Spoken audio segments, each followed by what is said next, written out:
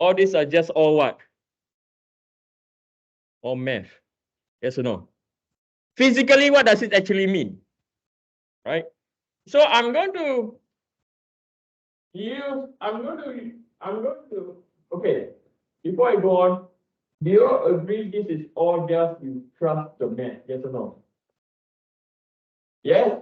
But what does it mean physically? I'm going to solve this using static analysis. A different approach, and sometimes it can be what? Easier. And sometimes it can be used as a what? As a checker. Okay? When you learn 2P, Dr. Koshi, you only focus on integration method, am I right? Do you all know any other method? You did use what? You did use static? Good. Okay. So now I'm quickly going to use this during static analysis, but I'm just only going to focus on the shear force. Okay, I'm going to focus on. So now if you are to use static analysis,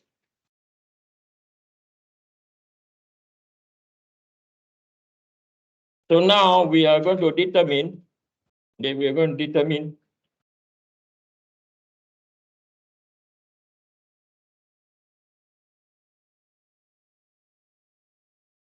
the shear force equation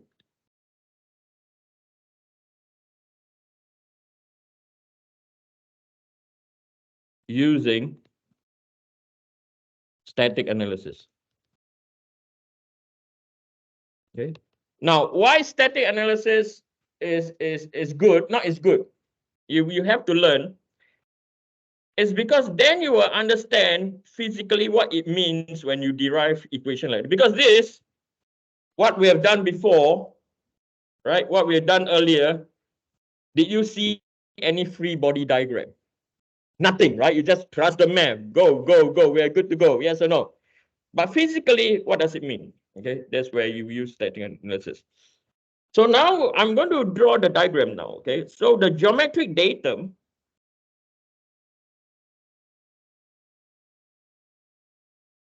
is still on the left-hand side. And over here, this is my x. Okay, the limits that we're going to use is when L, x, 3L over 2. Okay. So in static analysis over here, we know that there is an equivalent load, and it's going to be a function of x. Okay, we know the equivalent load is going to be a function of x. And we know the distance from here to here now is equal to 3L over 2 minus x. At point x, right, we are going to have over here v as a function of x, moment as a function of x. Any idea why? The shear force at point x is going up. The bending moment is going clockwise. Anyone? Yes. Okay. Excellent. Okay.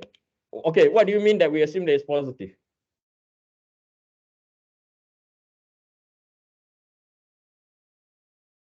Is it always true that this direction is in this aspect, or not necessarily always true?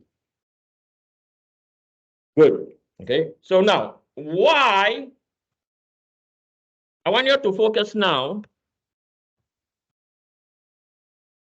on the direction.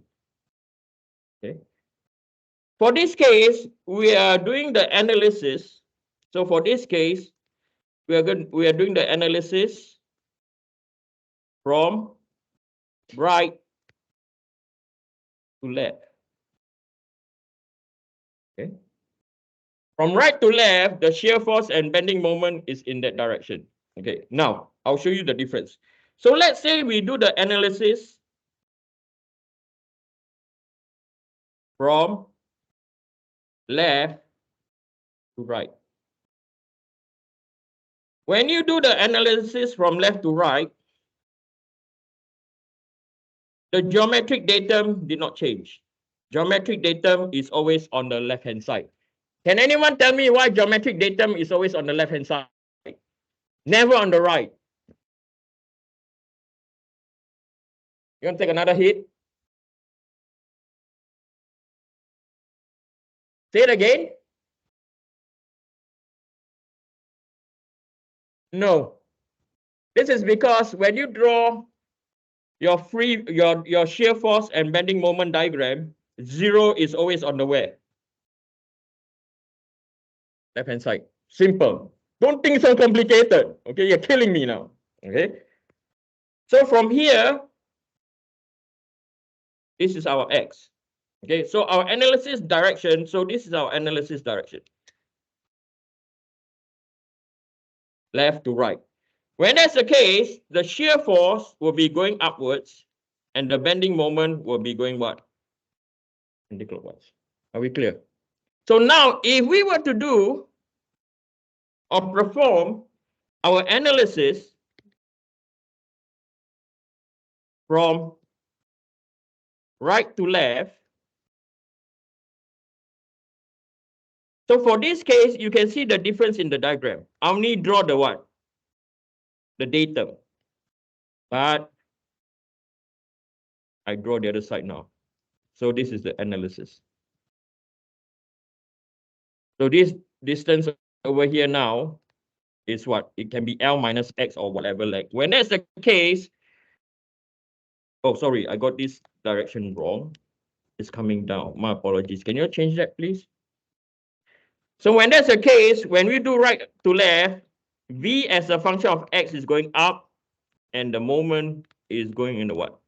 Clockwise direction.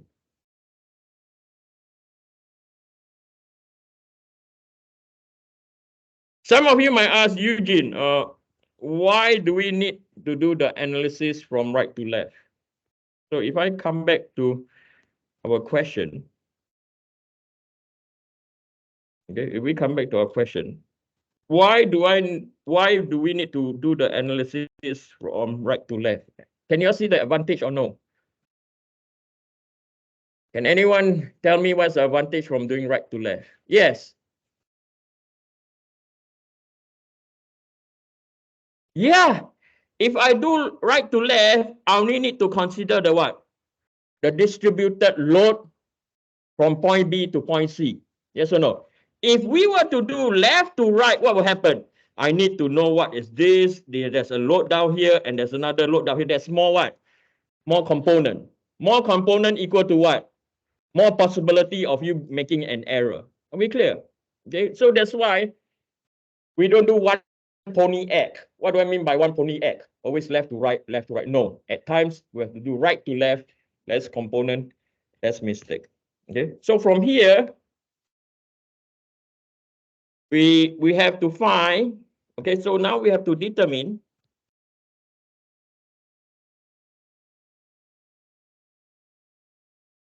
our omega equivalent as a function of X now. Okay, so now we have to determine that. Okay, so to determine that, we have done this earlier. We know that omega as a function of X is equal to, we did this earlier, okay, we did it is equal to 2 minus 2 omega naught X over L, all right, plus by 3 omega naught. We did this earlier, okay, so we did this over here, okay, we did this over here. So I'm going to say that this is from equation 2a, okay, from equation 2a. Okay. So we have to determine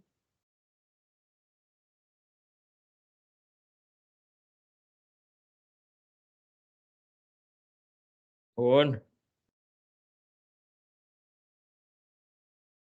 my bad, I should have prepared better.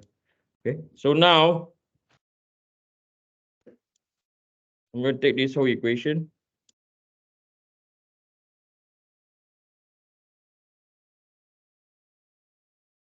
So omega X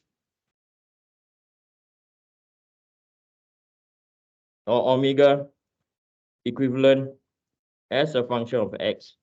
So this is basically, we're going to integrate from x 3L over 2. Okay, so we will have minus 2 omega naught x over L plus by 3 omega naught dx. Okay, so this is very basic integration. So this will be minus omega naught x squared over L plus by 3 omega naught x. Now we can see two very different approach, but the answers are the same. Okay, so this is 3L over 2, and this is x. So from here, we will have minus omega naught over L, 9L squared over 4, plus by 3 omega naught, 3L over 2, minus by, so the minus side is easy, minus omega naught x squared over L, plus by 3 omega naught x. Okay. So this will get minus 9 over 4 omega naught L plus by 9 over 2 omega naught L plus by omega naught x squared over L minus by 3 omega naught x. So we know that this will be equal to omega naught x squared over L minus by 3 omega naught x. Okay. 9 over 4, that will give us what? Minus 9 over 4 plus by 9 over 4 omega naught L. Okay, so that is our equivalent load. So from here, I'll come back today. I do apologize. Okay, I need to get this diagram over because I have one more equation to write. Right. So from here, we found, so this is our equation number, I forget, alpha. Okay, so this is our equation alpha. So all that we need to do now is summation about forces in the y direction is equal to 0. So V as a function of x minus by omega naught, go away, x squared over L minus 3 omega naught x plus by 9 over 4 omega naught L. This is equal to 0. So therefore, V as a function of x will be equal to omega naught x squared over L plus by 3 omega naught x minus by 9 over 4 omega naught L. And if you were to see this expression and what we have derived before, okay, what we have derived before, okay, so this is what we derived before. Coming back to here is exactly the what? Exactly the same. But now you can see the physical what? Representation of what is going on. Okay, now I will post this on Avenue to Learn for all of you. I want you to see this now. Hey. Hey. Come on. Give me 2 more minutes. It's going to be quick. And students say that's what he always says.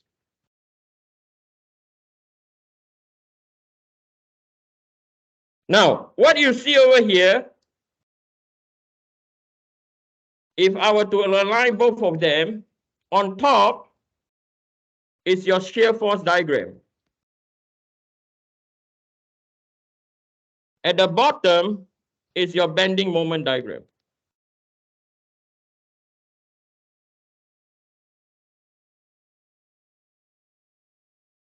What can you observe?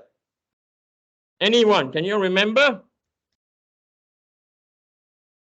When the magnitude is what? Positive, right?